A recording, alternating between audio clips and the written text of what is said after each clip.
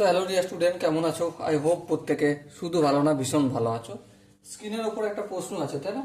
ওই প্রশ্নটা আমরা পড়বো মন দিয়ে, তারপর অঙ্কটা করার চেষ্টা করব। কি বলেছে দেখো, একটি ত্রিভুজের মধ্যবিন্দুগুলি পরপর যোগ করলে উৎপন্ন চতুর্ভুজ দিয়ে হবে। অপশন এ আছে সামান্তরিক, অপশন বি আছে রম্বস, অপশন সি আছে চতুর্ভুজ এবং অপশন ডি আছে কোনোটাই নয়। চলো আমরা র্যান্ডম একটা চতুর্ভুজ নিয়ে নিই। ঠিক আছে, সাপোজ এই চতুর্ভুজ নিয়ে নিলাম। ওকে, এবারে এই বাহুটার মধ্যবিন্দু সাপোজ এখানটা, এই বাহুটার মধ্যবিন্দু সাপোজ এখানটা, এই বাহুটার মধ্যবিন্দু সাপোজ এখানটা, আর এই বাহুটার মধ্যবিন্দু সাপোজ এখানটা।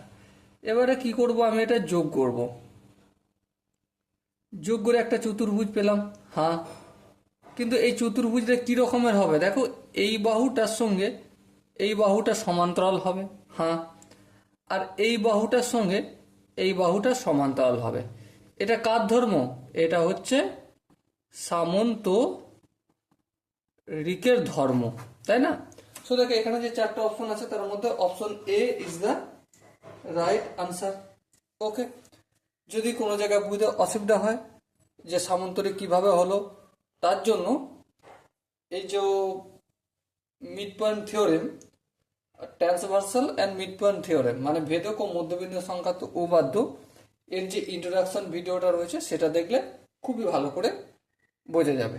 ওকে, সো ডিয়ার স্টুডেন্ট, দেখা হচ্ছে পরবর্তী সেশনে। ততক্ষণ পর্যন্ত ভালো থেকো, সুস্থ থেকো এবং জয় হিন্দ।